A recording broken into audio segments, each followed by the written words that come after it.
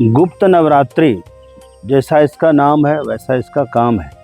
जैसा इसका नाम है गुप्त नवरात्रि, इसका मतलब है जो साधना, जो उपासना गुप्त तरीके से हो उसको गुप्त साधना कहते हैं।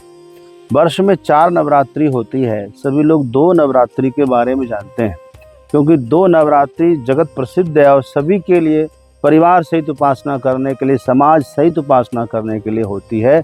इसमें पंडाल बनता है, मूर्तियां स्थापित होती है, घट स्थापन होता है, जवारे बोए जाते हैं और तरह तरह के यज्ञ अनुष्ठान आदि होते हैं।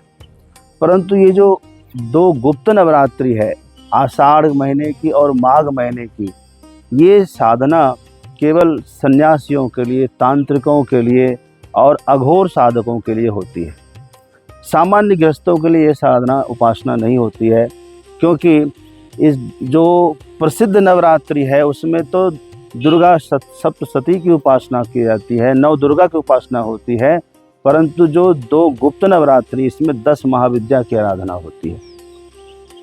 10 महाविद्या की आराधना यदि आपको भी करनी है तो किसी न किसी गुरु के संरक्षण में ही करनी चाहिए। ये इस तरह से यूट्यूब पर सुनकर या जिसको आपने गुरु धारण नहीं किया उनसे चर्चा कर इस तरह से नहीं करनी चाहिए, नहीं तो कुछ उल्टा भी हो सकता है। बड़ा खतरनाक है हमारी तंत्र साधना, इसीलिए तो आज लुप्त सी हो गई है, क्योंकि इसके सही जानकार नहीं मिल रहे हैं। नहीं तो तंत्र मतलब क्या है, जड़ वस्तुओं में भी चेतना ला दे, क्रिया ला दे, इतनी शक्ति है तंत्र साधना में। तो सही जानकार मिल जाए तो उसके संरक्षण में रह करके तंत्र साधना करनी चाहिए। तो हमें क्या करनी चाहिए इन दिनों में? हाँ, गुप्त साधना अवश्य कर सकते हैं। नवारण मंत्र का जाप तो कर ही सकते हैं। आप ये प्रश्न कर सकते हैं कि मान लीजिए हम 10 विद्या की उपासना नहीं करें, लेकिन गुप्त नवरात्रि जो मुहूर्त है, जो काल है, इसका लाभ तो हम ले सकते हैं ना। हमें उपासना आराधना करने में क्या क्षति है? माँ तो है ही है, बिल्कुल सही है। आप इसमें भी जो है दुर्गा सप्तशती का पाठ कर सकते हैं। और यदि पूरा पाठ आप नहीं करना चाहें तो आप 5 चीज़ करिए। क्या करिए? दुर्गा सप्तश्लोकी का पाठ करिए।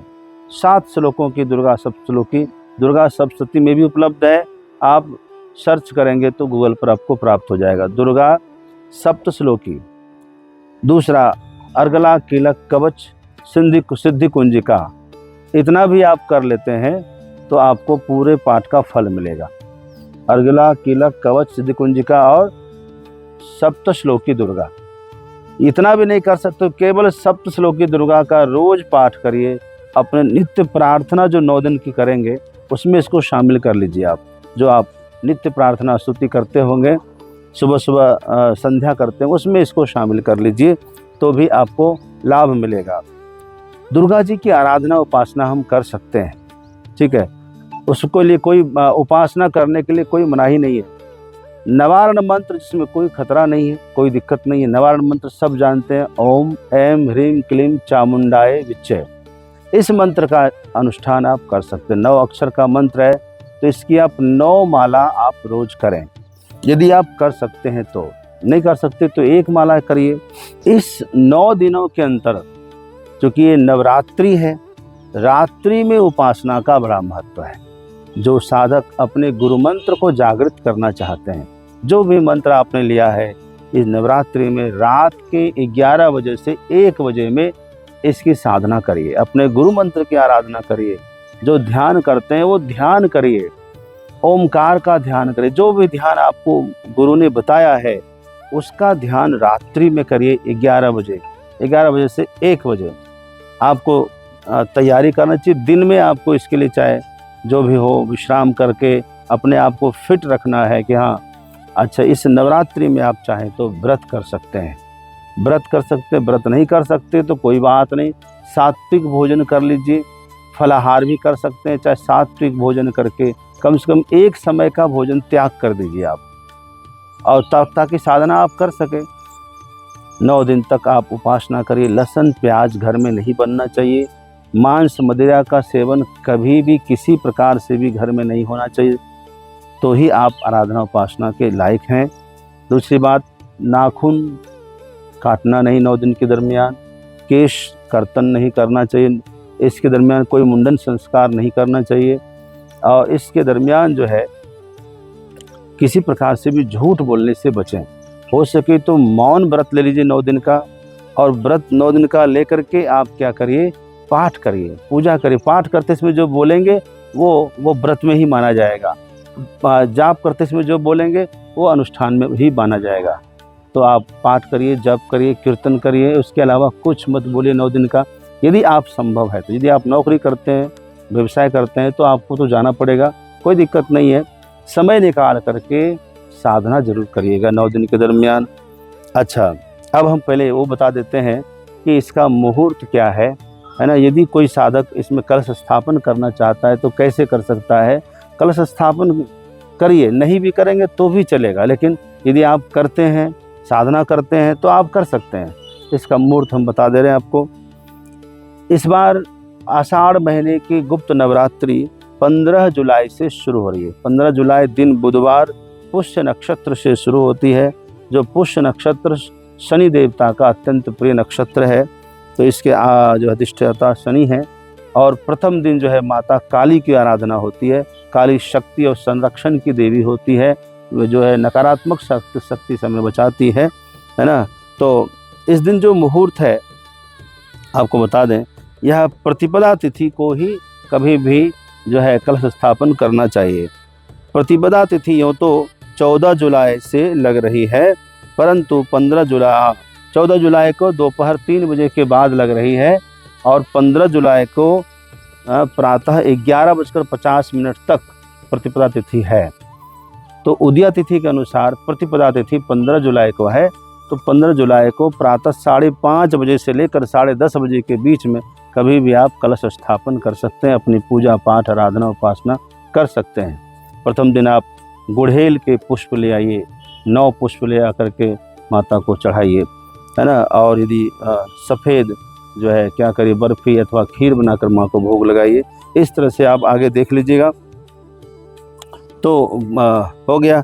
16 जुलाई को क्या है, कर्क संक्रांति है। ये भी बड़ा महत्वपूर्ण दिन होता है, इसके बारे में हम चर्चा करेंगे। और तो इस प्रकार जो है 16 जुलाई को जगन्नाथ जी की पावन यात्रा, रथ यात्रा भी है। तो घर में एक ऐसा उत्सव करना चाहिए तो भगवान जगन्नाथ भी खुश हो जाएं और माता जगदम्बा की आराधना भी हो जाए। कर्क संक्रांति भी है, तो अच्छा उत्सव घर में हो सकता है। अच्छा, नवमी जो है इस बार 22 जुलाई को नवमी तिथि लग जाएगी, है ना। 22 जुलाई को प्रातः 5:16 से लेकर के 23 जुलाई को 7:03 तक है। तो ये जो नवमी तिथि है 2 सूर्योदय को स्पर्श कर रही है, तो बहुत अच्छी बात है, पक्षवर्धनी है। तो नवमी तिथि जो है, या तो कुछ लोग जो है 22 को ही नवमी मनाएंगे, लेकिन सच्ची बात है कि 22 को अष्टमी मनाना चाहिए और 23 तारीख को नवमी का व्रत करना चाहिए, ताकि पूरे नवरात्रि का आपको लाभ मिल सके। इसमें कोई दिक्कत नहीं है। 23 तारीख को 7:03 तक नवमी है। इसका मतलब सूर्योदय व्यापनी तो हो गई, क्योंकि सूर्योदय 5:37 पर है 23 तारीख को, तो सूर्योदय व्यापनी नवमी है। तो 23 तारीख को नवमी का व्रत होना चाहिए, 23 तारीख को ही हवन होना चाहिए और कन्या पूजन भी होना चाहिए। यदि आप चाहते हैं कन्या पूजन जो है, कन्या पूजन का बड़ा महत्व है, आप अष्टमी करना चाहें तो कर सकते हैं। आप देख लीजिए आपकी क्या परंपरा है, इसके अनुसार आप इसका लाभ ले सकते हैं। इसमें जो 9 दुर्गा है ना, महाकाली, महातारा, त्रिपुर सुंदरी और जो है भुवनेश्वरी, भैरवी, छिन्नमस्ता, धूमावती, बगलामुखी, मातंगी और कमला, ये माताएं जो है 10 महाविद्या है। सबकी साधना से सबका फल मिलता है, परंतु 9 दुर्गा करने से ही हमको वो सब मिलता है। क्योंकि माता पार्वती का ही स्वरूप 10 महाविद्या है। माता पार्वती का ही स्वरूप जो है महाकाली है, महातारा है। माता पार्वती ही तारा माता बन करके शंकर जी को दुग्ध पान कराती है, जिससे उनके विष का जो है प्रकोप कम हो, शांति मिले। तो माता पार्वती को कम मत समझिए आप। यही त्रिपुर सुंदरी है जो ऐश्वर्य प्रदान करती है। यही भुवनेश्वरी है जो सबका शासन करती है, भुवन का, त्रिभुवन की ईश्वरी है ना, शासक है। यही त्रिपुर भैरवी है, सर्वोच्च शक्ति ऊर्जा प्रदान करती है। यही छिन्नमस्ता है, माता पार्वती ही अपनी सहेलियों के साथ वन में भ्रमण कर रही थी, दामोदर नदी के आसपास में भ्रमण कर रही थी, तो उनकी जो साथ में थी शक्तियाँ जया विजया आदि, उनको भूख लगी, भूख से तड़पने लगी, हम तो मर ही जाएंगे, हमको कुछ चाहिए।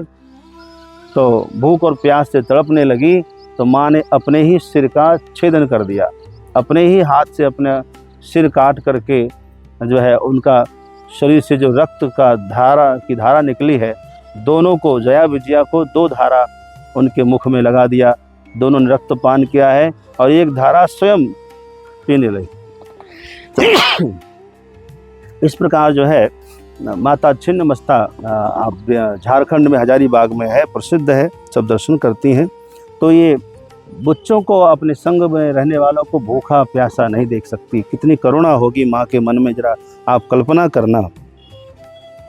माता जो है धूमावती शोक और मोह को नष्ट करती है। कोई भी है आराधना उपास नवरात्रि में रहने वाला व्यक्ति यदि शोक में है, चिंता में है, उसकी चिंता को दूर करती है ना। और जो है बगलामुखी माता जो है शत्रु का नाश करती है। आप जानते हैं बहुत प्रसिद्ध है माता, शत्रु का नाश करने में बगलामुखी वाक सिद्धि देती है। जो आप कहने लगेंगे वो होने लगेगा। इसलिए नवरात्रि की साधना मेरे कहने से आप मौन रह करके जरूर करिएगा। माता मातंगी जो संगीत विद्या और कला की जो है अधिष्ठात्री देवी है, तो जो भी साधक विद्यार्थी संगीत कला और ज्ञान अर्जन करना चाहते हैं नवरात्रि के अंदर उनको मातंगी को याद करना चाहिए। माता कमला मतलब लक्ष्मी की उपासना भी होती है। तो लक्ष्मी प्रदान, माता पार्वती ही लक्ष्मी प्रदान करती है, धन प्रदान करती है कमलात्मिका बन करके। तो माता कमला की कमल से आराधना होती है। ये क्रमशः आप आराधना उपासना करिए। सबसे अच्छी बात है रात्रि में साधन करिए। इस रात्रि में बिना काम के अपने बच्चों को रात्रि में 11 बजे के बाद बाहर नहीं भेजना चाहिए, इससे बचाइए। किसी तरह का जो है मद्य मांस भक्षण नहीं होना चाहिए, लहसुन प्याज भक्षण नहीं होना चाहिए। घर में पवित्रता का वातावरण, साफ सफाई बने रहे। घर में माता दुर्गा की उपासना आप कर सकते हैं। नित्य नवारण मंत्र का जप कर सकते हैं, अपने ओम नमः शिवाय मंत्र का जप कर सकते हैं। यदि आप रोज मंदिर नहीं जा पा रहे हैं, दुर्गा जी का मंदिर आसपास नहीं है, तो शंकर जी का मंदिर यदि है, वहाँ जलाधारी पर आप जो है पुष्प अर्पित कर सकते हैं। अनार का जो है माता को अनार बहुत प्रिय है, उसका भोग लगा सकते हैं। अनार का फल उसको बीच से काट लीजिए, उसके सारे दाने निकाल लीजिए, उसको दीप बना लीजिए। दीप बना करके उसमें घी डाल करके उसका जोत बनाइए, माँ को बहुत प्रिय लगेगा।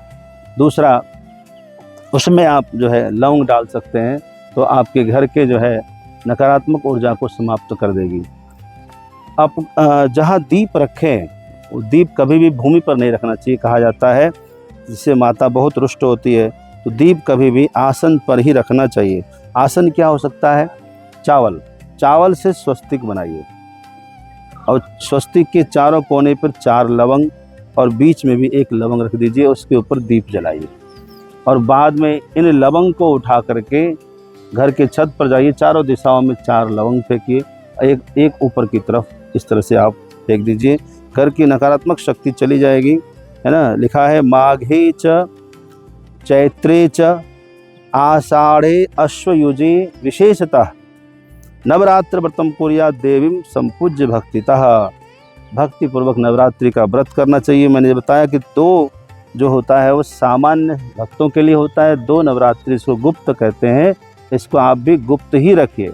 घट स्थापन आप 15 जुलाई को 5:30 बजे से लेकर के 10:30 बजे के बीच में कर लीजिए। यहाँ यदि नहीं कर पाते हैं तो अभिजीत मुहूर्त जो है 1 बजे से 2:30 बजे के बीच में आप ये भी इसमें भी कर सकते हैं, अभिजीत मुहूर्त। तो आप किसी भी मुहूर्त में कर सकते हैं। जवारे बोने का इसमें नियम नहीं है, फिर भी यदि आपको बोना है तो आप बोइए।